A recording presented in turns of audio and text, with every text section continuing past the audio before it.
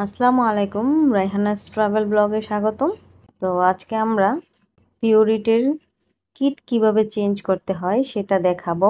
তো আমাদের পিউরিটটা 6 মাস আগে একবার চেঞ্জ করেছিলাম, তো আজকে ভেবেছি যে আবার একটু চেঞ্জ করে ফেলবো। এটা লাল হয়ে গেছে, তাই আজকে আমরা নতুন একটা কিট নিয়ে এসেছি। তো এই ছিল বক্সটা আমার মেয়ে আনবক্স করছে, তো সবগুলা দেখাচ্ছে। তো চলুন এবার আমাদের এগুলো পার্ট বাই পার্ট খুলতে হবে।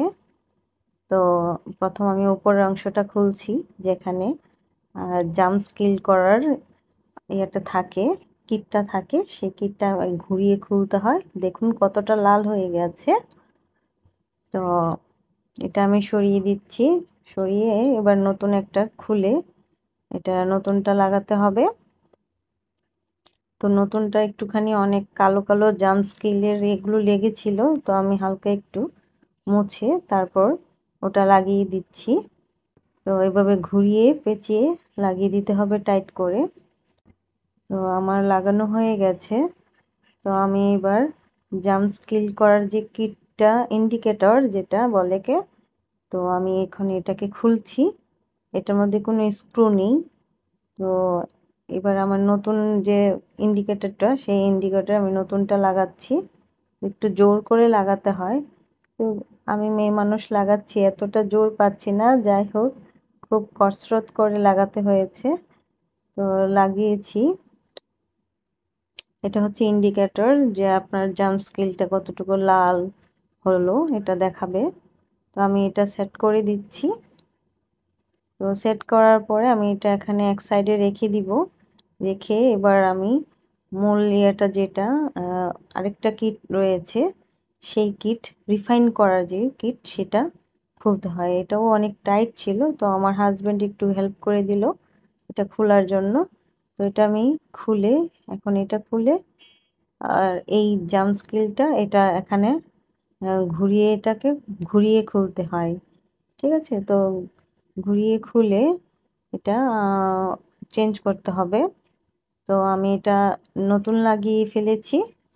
তো তারপর আমি আবার দেখিয়ে দিচ্ছি, কারণ পুরনো যেটা, এটা যে আমি খুলে ফেলেছিলাম, তো অফ ক্যামেরাতে আমি করে ফেলেছি। তারপর আমি আবার এটা দেখিয়ে দিচ্ছি।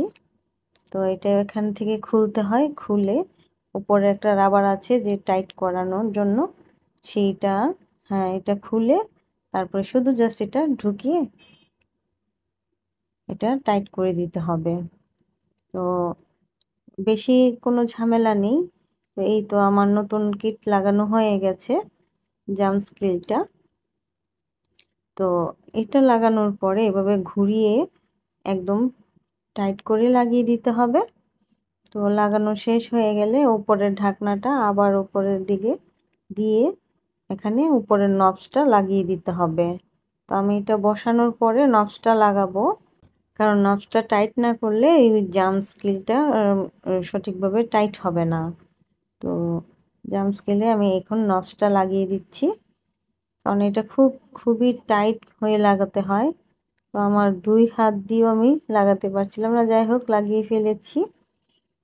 তো লাগানো শেষে আমার যে আগের যে 2 পার্ট আমি এটা করে রেখেছিলাম, সেটা এখন বসিয়ে দিচ্ছি। তো বসানো হয়ে গেলে আমাদের পিউরিট কিট যেটা চেঞ্জ করা একদম টোটালি হয়ে যাবে। তো ইন্ডিকেটরটা আমি আবার একটু চেক করে নিলাম টাইট হলো কিনা। তো এখন এটার উপরে যে ঢাকনাটা, সেই ঢাকনাটা আমি আবার লাগিয়ে দিচ্ছি। এটা উপরের সাদা অংশটাকে পুশ করে জাস্ট এটাকে চাপ দিয়ে লাগিয়ে দিতে হবে। এই যে দেখে নিন কিভাবে লাগাতে হয়। এই যেটা আমাদের চাপ দিয়ে তারপর লাগাতে হবে, জাস্ট এইটুকুই। তো আজকে আমাদের পিউরিট কিট চেঞ্জ হয়ে গেল। সবাই আশা করি দেখে উপকৃত হয়েছেন। তো আমার ভিডিও ভালো লাগলে লাইক, কমেন্ট, শেয়ার এবং সাবস্ক্রাইব করে দিবেন। আল্লাহ হাফেজ।